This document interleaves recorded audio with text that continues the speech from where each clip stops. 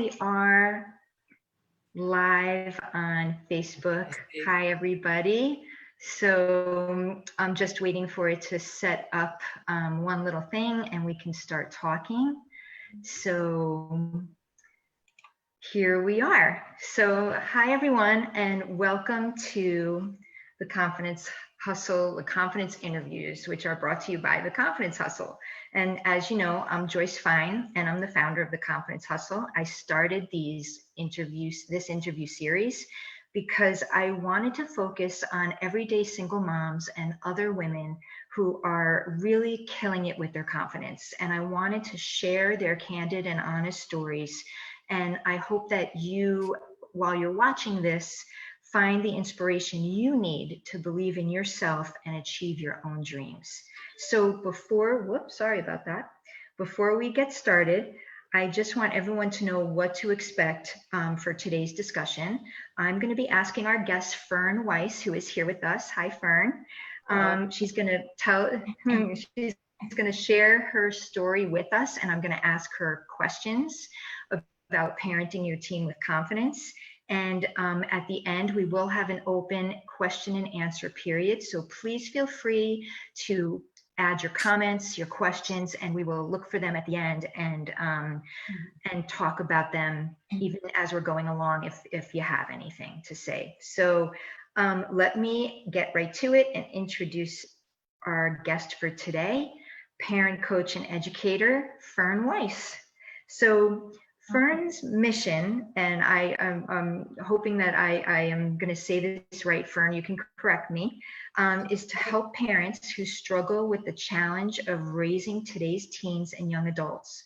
Most parents experience times when they feel stuck, caught in a power struggle with their teen, or their teen might even see them as the enemy, which I've experienced that myself. So, hi, Fern. So excited to talk about this topic today. How are you? Thanks for inviting me. I'm really happy to be with you. I'm really glad. And we're going to have a great conversation. I think this is going to be really important for a lot of moms out there. So let's just start by talking about, like, setting some context about how you got started doing this kind of work as a parenting coach focusing on teens. Do you want to share that? And I'll try to give the thumbnail of that because it's like everyone else, it's a long story. But I have two children who are now adults. They're 31 and 35. And when one of them was a teenager, he really just went off the rails. We had a lot of chaos. We not only had problems, but we had crises. And it was a really difficult time. And when we finally woke up to the reality of what was going on, and that keeping him home and the way things were, the status quo, nobody was going anywhere, and things just spiraled and got worse and worse. So we took interventions for him and sent him to a wilderness program for a month. And then by the time he had come home, we had lined up a boarding school. It's called the Hyde School, like Jekyll and Hyde, which is almost like the transformation that takes place for some of the kids. But beyond that, they have a really intense parent program, so that the parents learn as best they can in their off-site learning the principles and the language of the school and the changes that the kids are going through. They're trying to parallel as best they can with the parents, so when the kids come home, they're speaking the same language. So you can't send your kid to therapy or special programs and have him or her come back to the same home without support for that, right? So that was the beginning of our awakening, of a transformation of sorts. And I stayed connected with the school. I volunteer for family weekends and regional parent chair and mentor and things like that. Just keep my feet in there because I find that I need that review and support and that message coming to me again to stay aware and to stay on track. Right? You really can't do this alone. We're not meant to do it alone. That's for sure. And, so at the time I was teaching and I wanted out of teaching very badly. That's a whole other story. But someone said to me, and I wasn't going to go for my master's, and someone said, well, why don't you look at life coaching? And I said, what's that? I looked into it, and within 3 months, I was in a program, a really good Wow, program, that's uh, awesome. and graduated from it the year after. And a few years later, I actually left teaching to go out as a parent coach on my own. What I learned was that I speak parent a lot better than I speak kid. So, so I'm Right. still a teacher, but I'm a teacher for parents, and even more so than that for moms. Tends to be the moms that really come for this kind of work. Yes, So for yeah, sure. and so I've been doing this for almost 12 years now, and I What a can't great, imagine doing anything else. Yeah. just a great intersection of what you did do and what you experienced and how you put it all together and created this really important outlet for yourself and for other to help other Yes. people. Yes. Really so interesting. So you've said to me in the past, and I've heard you say this a couple times, that love and good intentions are not enough when you're raising your teen. So Oh my can you gosh. elaborate on that a little? You bet. That was a big piece of learning that I had, not in the moment, but later on when my son reflected back to me something that happened. Hmm. So we do a lot of things as parents. We say we do because we love our children and we have the best of intentions for them.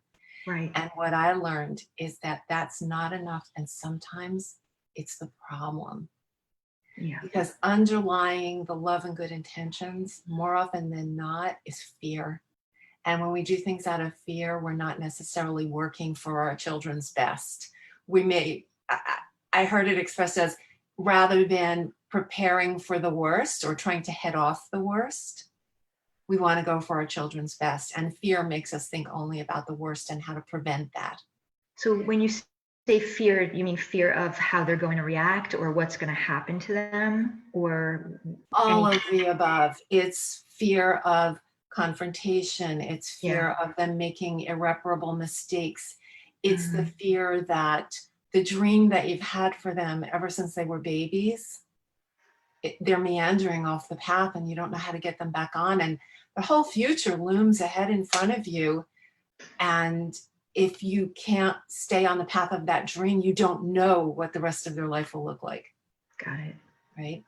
Yeah. And that really shakes us to our core. So the Yes. story that I wanted to share with your listeners is when when my son was in high school and things were falling apart in a big way. He was failing a number of courses, and we had no idea what kind of a future he could have. And this is the kind of the embarrassing story, which is he had an IEP and he Mhm. was in high school, and I sat in a meeting. He was there too. I sat in a meeting and he was doing so poorly. I practically begged them. I was desperate. I practically begged them to lower the bar a little bit.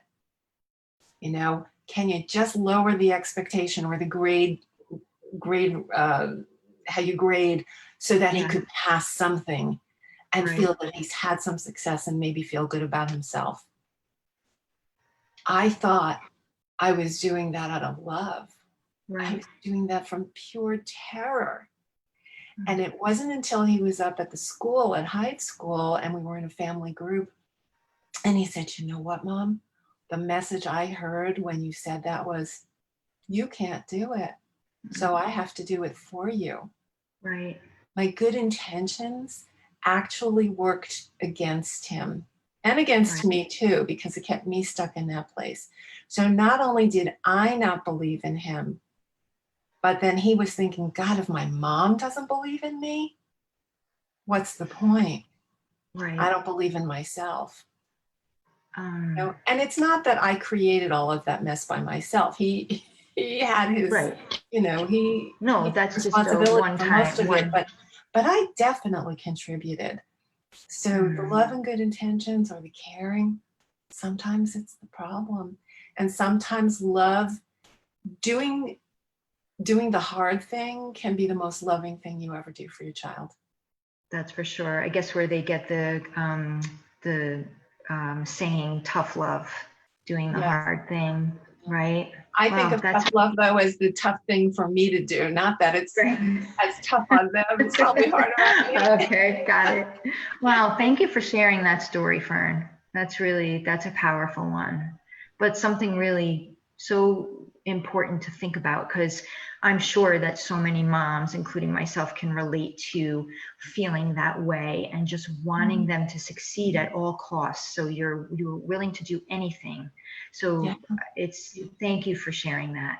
So, and that's I guess a common misconception for parents is, if I do this, this will happen, but I'm really hurting the situation in the long run and not making it better. So can you share with us some other common misconceptions about parenting teens in particular? Well, one of the things is that we expect them to respond to things the way that we do. And they're teenagers, they're confused even on a good day.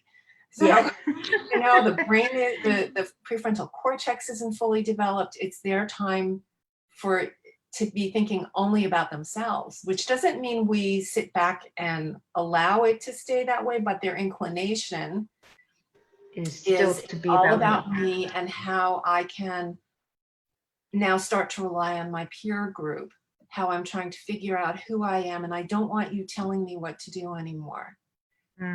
It's hard for us to adjust after we've been doing everything for them for so long, purely from a matter of survival when they're babies. Sure. But little by little, that balance has to change. And I think we talked about this in another program where we start out with the 0 to 100. So the baby has 0 responsibility and awareness, and the parents have 100. And as they get older, we want them to start meeting us in the middle, towards 50-50. And then by the time they're in high school, to have that balance shift even higher. I don't know that anybody's at 100% most of the time, but in terms of our caring for them and protecting them, it goes more from caring for to caring about. Nice. Okay. Right. Understood. Yes. That's a great way to put it. Right. So they're not using adult thinking skills. I hear parents say all the time, why don't they just do it? Or I explained and I gave them all the information they need about vaping and why that's so bad for them. So why are they still doing it? Right. Well, because that's part of the teenage psyche. Yes. It's normal. And it seems like it seems to me, and I could be wrong, but it seems as though they're getting younger and younger with that kind of thing. Like I can, I don't want to be, don't be here with me right now. I can do it on my own. I have my friends, and even though they're teens, but it seems like it starts kind of on the young side, and you're challenged with that for a number of years. Definitely. So definitely. Yeah. I don't really like talking about technology much because it's ubiquitous, it's everywhere. Everyone is experiencing real difficulties with managing the technology and the devices. But I do believe that plays a part in it, because they can retreat to this other world. That's for sure. Right. And they're doing it now more so, I mean, given that we're home a lot and they're not in school as much as they were. And now and parents are working.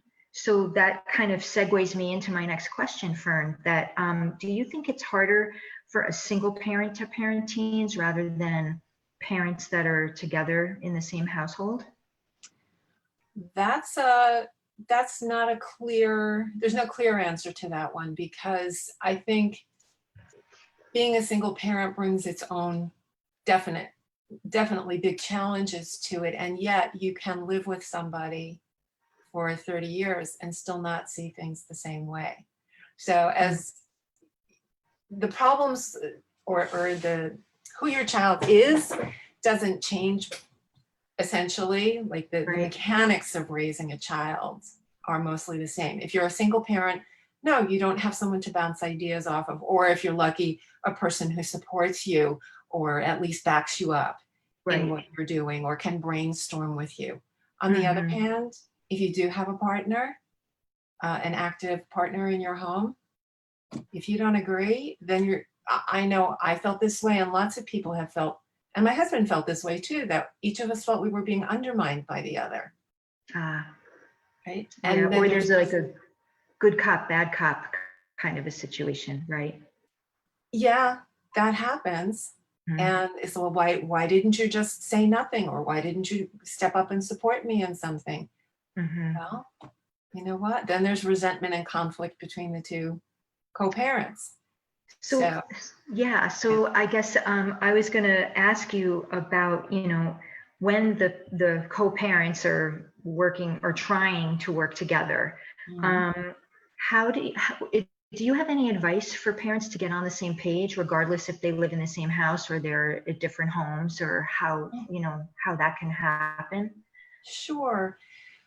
Uh, let's see. As long as that person is willing, takes willingness to start, as long as they are willing to work with you on that, one Mhm. of the things that I ask parents to do is to understand where your strengths and your deficits are. So I tend to be the conflict avoidant person, or actually I used to be. I think we've kind of flip-flopped in my house. But Yeah. given that I still am conflict avoidant, there were times that I would say to my husband, you know what? I don't know if I can handle this one. Could you please take care of it? Got it. Or a situation where you know that you're not going to agree, but maybe you can agree to say nothing, That's a right? great idea. Right. Yeah. Or if the Mhm. child comes to one parent, um, let's say I put it out there and my husband is the one who says, yes, I'm going to just say nothing while you're discussing it. And what if the child goes to my husband and says, well, I know mommy said this, but come on, dad, come on, Right. dad. And it's his job, whether he agrees or not, you have to agree ahead of time. Sure. It's his job to say, asked and answered, or we discussed this before. Right. This was what your mom said, and I support her. Right. Right. Yeah. It's, yeah, really, it's because the kids, I feel like the kids, they know, Oh, and yeah. they play that 100%. Mhm. So it's really, it's difficult, but it's like a dance you have to do. Yeah, like from 5 to 18 or even 20, they will play you against each other because they're very single-minded. And I love the Right. word relentless. You know, they're just going to keep going until you crack or until they realize they're They're just not going to get not going it. to happen. Yes. So Yeah. that power struggle Hmm. continues going on. Right. And actually, you and I were talking about this before we got on live, but I was, sharing with you that I feel sometimes that I'm not consistent. So that power struggle, Yeah. it's difficult because you have to stay consistent with them. Mhm. Otherwise, there's that little, you back off that little bit, they jump, they get right in there, and Yeah. they Yeah. they it's tough. It's not easy. They So can sense the tiniest chip in your resolve. And that's why it's yeah. good to have some default answers like asked and answered. Another tip for people who are watching is that, oh my gosh, just forgot. Um, it'll come back to me. Asked Okay. and answered, and Or we can write it, we can put it in the okay, comments yeah, after too, yeah, if people want it, because I would like to know that also. me So, too. so what do you think, Fern?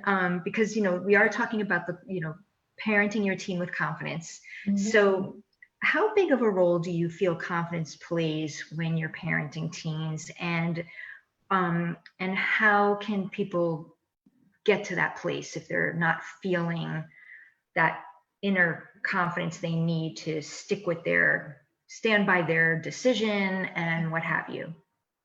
Yes, and we were talking about this before, that idea that sometimes the tough thing is the most loving thing that you can do for your child. Right. And resistance is normal. The outbursts or the arguing with you is normal. When Hmm. you think about what your vision is for your child and what values you hold, the way you want them to show up in the world one day, Hmm. I think we can all agree that we'd like to see our kids confident, persistent, sense of humor, generous, empathetic. There's just a whole dictionary full of words Yeah. of qualities we hope they'll have one day.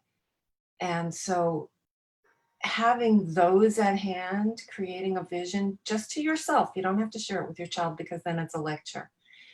Right. But to gather up your own words, and we do this as a formal exercise in coaching, to say, this is how I want my child to show up one day. 15 years down the road, my child is confident, he has loving relationships, he's persistent in the face of challenges, and so on. A quick write-up.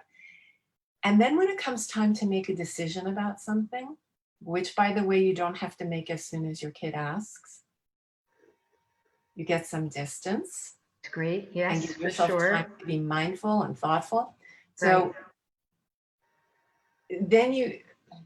so you use those values and those characteristics to help you make those decisions.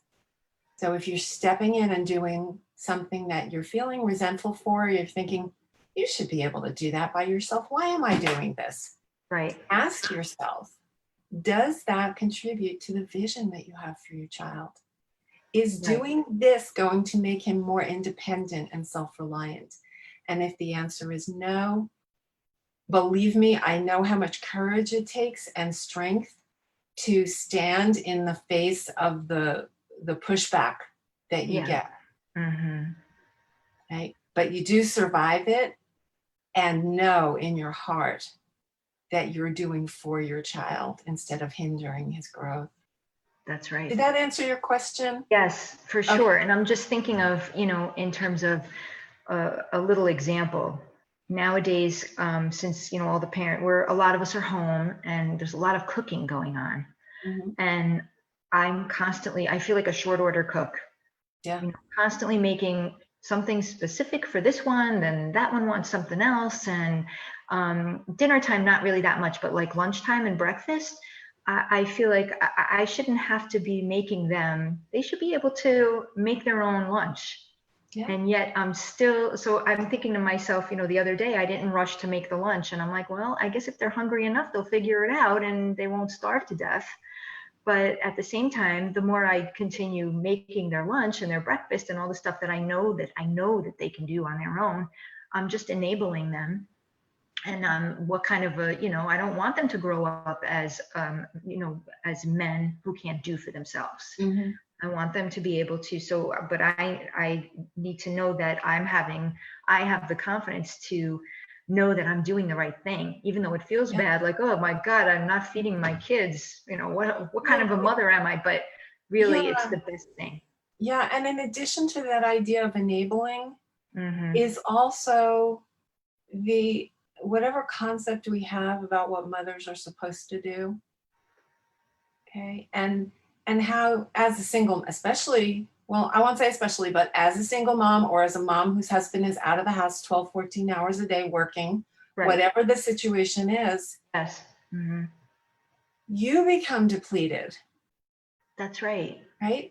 And it's almost as if we have this attitude that we don't matter. Everybody else's needs are more important than ours, and our place is to be needed and to be of service all the time. Right. It's exhausting. And it's not true. Right. It's not true. So this isn't only about your child, it's also about you. And I would add to that, do we have time for me to? Yes, please. Keep going? Okay. Yes. So I would add to that, very often it can be really helpful to have not this discussion with your child, but let's say in the case of preparing their own food, is, I'm fine with making dinner for everybody as long as we can agree on what it is, and don't mm-hmm. have to take 4 different orders for dinner. But breakfast and lunch, especially under the circumstances we're living on right now, breakfast and lunch, I'm counting on you guys to do more for yourselves. Right. Oh, Mom, come on. No, yeah, I know. It's a pain. So if it's a pain for you, it's a pain for me too. And laugh about it. But pass off the responsibility with their understanding of why it's happening, not just, oh, if you're hungry, go make something. Because when you say this, you're acknowledging yourself and your own needs and responsibilities. So yeah, you guys you're old enough. I'm going to make sure that you tell me what you need in the house. I'll make sure it's there. And after that, if if you're on a tight schedule and you need me to prepare a meal for you, give me some notice and I'll Right. do that. But otherwise, I think you can do this. So That's happy eating. Yeah, great. It's a great answer, and I feel like it gives moms the permission to say, you know what, I need some time to myself, or what I'm doing right now is important to me. So I am not going to stop what I'm doing. You can do it. You're not a baby. And, Right.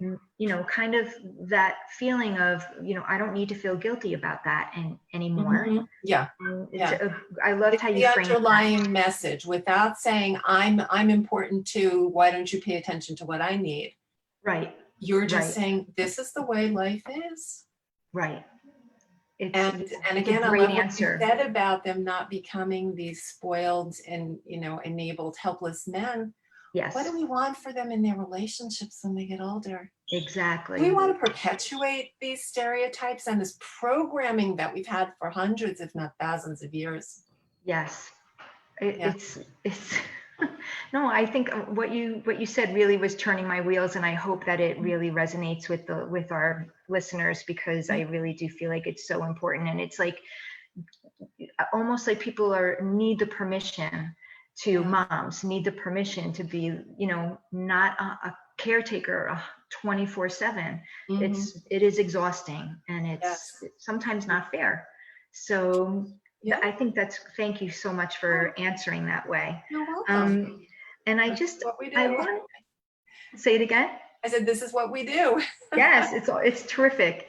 And I also wanted to ask Fern if you could give one piece of advice to a parent of a teenager. In your opinion, what would be the most important piece of advice that you would give? Gosh. Or two, or three, whatever you think. I could think of a lot more than that, but okay, let me throw a couple out. Number one, very little that happens that they say to you is about you. Right. So learning not to take things personally. So great. Because that's where the wall starts, and the lecturing and the resentment and the anger and the frustration. It's interesting how many words we have for all those unproductive feelings. Right. But if we take it personally, it's not about us most of the time. It's about them and what they want and need, and their inner conflicts. Sometimes they want to be treated like independent. I'm an adult. You can't tell me what to do anymore. Right. And then they'll come to you and say, could you just snuggle with me for a few minutes? Yes. They're on the cusp of two worlds, and they're under a lot of pressure to conform. On the one hand, they want to forge an identity. On the other hand, they want to belong. More than anything, they need to belong. So they're in a general state of confusion.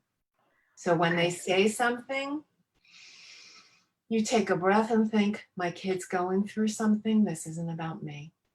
Right. Right. Right. So that's one thing. The other thing was, again, about the love and good intentions. I just want to reiterate that. Yes. Examine your motives. You won't always get to do that when you're in the moment, but you can certainly look at it afterwards and say, wow, I'm just feeling uncomfortable about that. What went wrong there? What was I really going for in that conversation? Was it to make me feel better? Right. Or was it to truly help my child grow up? And a lot of times, sometimes it's both. And a lot of times it's about me feeling more settled with what's going on. Right. So that's another one. Let's see. You're not in this alone. Right. You are not alone in this. We are not meant to do this alone. You know, years ago, there was a book called It Takes a Village to Raise a Child. Yes. Well, it takes a village to help a mom, or to grow a mom, a confident mom. That's wonderful. Yeah. Yeah, it's really true.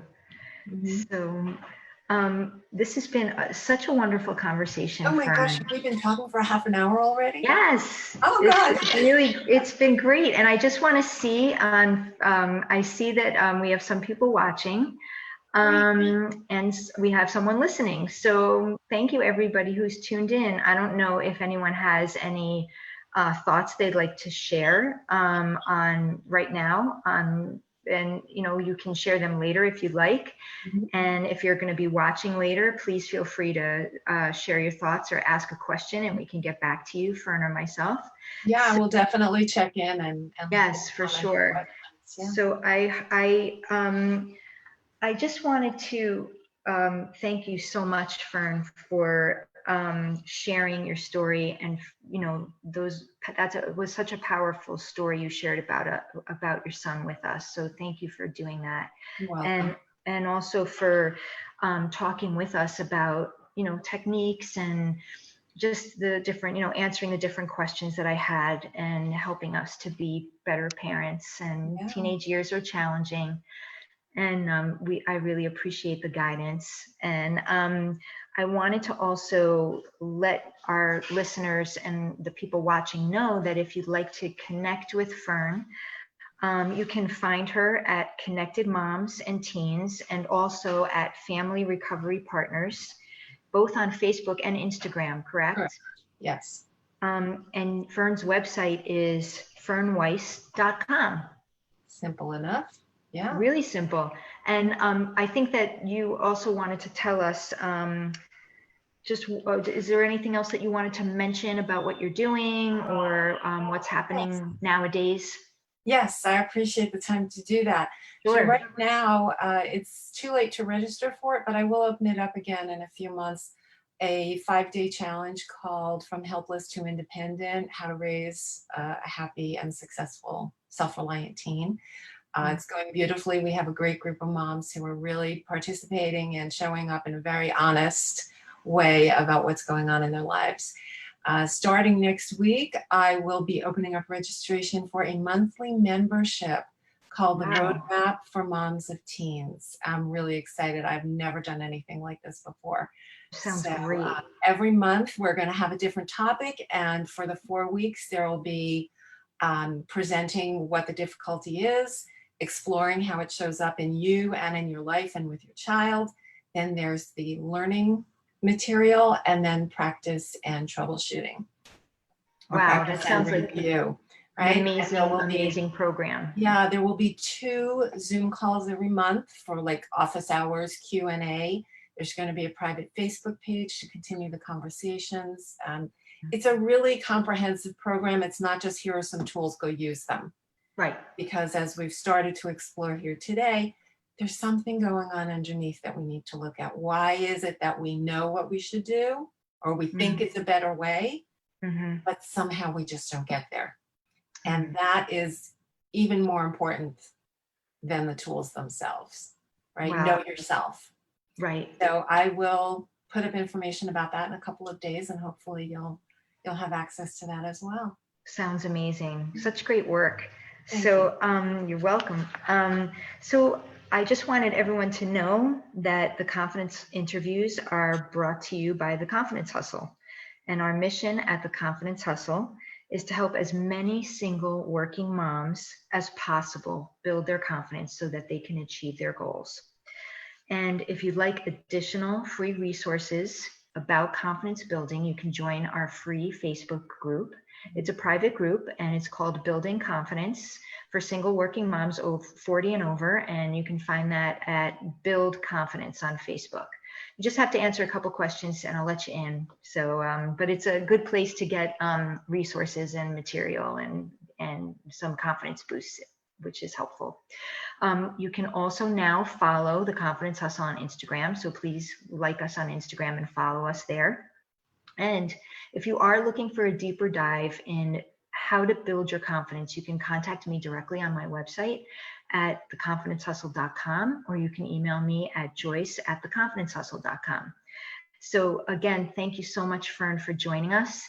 And thank you, everybody who has been watching and listening to the program. And in a few weeks, I will have some information about our upcoming confidence interview. And as soon as I get all of that confirmed, I will send that out. So again, thanks so much for watching, and have a great afternoon. Thanks, everybody.